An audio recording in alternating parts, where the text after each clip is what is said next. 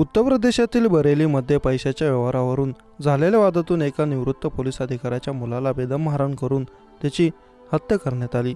केवळ 150 रुपयांच्या वादातून ही हत्या झाल्यानं खळबळ उडाली आहे।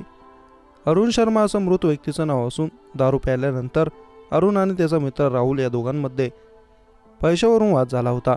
या घटनेनंतर पोलिसांनी आरोपीविरुद्ध खुनाचा गुन्हा दाखल करून या प्रकरणी 3 जणांना ताब्यात घेतलं आहे। इज्जतनगर पोलीस ठाण्याच्या हद्दीतील एका दारूच्या दुकानात ही घटना घडली।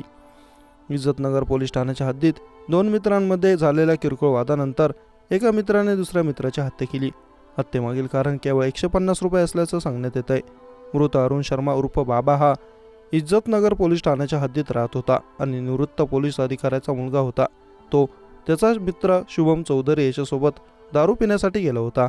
तेथे आरोपी राहुल देखील होता। यावेळी राहुल व अरुण या दोघांमध्ये 150 रुपयावरून वाद झाला व भांडणात अरुणनं राहुलला थोबाडीत मारली।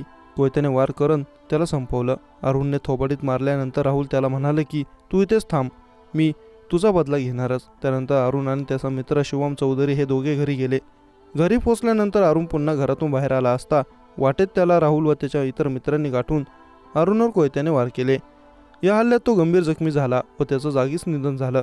या घटनेत मृताच्या नातेवाईकांनी आरोपी राहुल व त्याच्या 3 साथीदारांविरुद्ध पोलीस ठाण्यात तक्रार दाखल केली आहे। त्यावरून पोलिसांनी आरोपींच्या विरोधात खुनाचा गुन्हा दाखल केला असून 3 आरोपींना ताब्यात घेत चौकशी सुरू केली।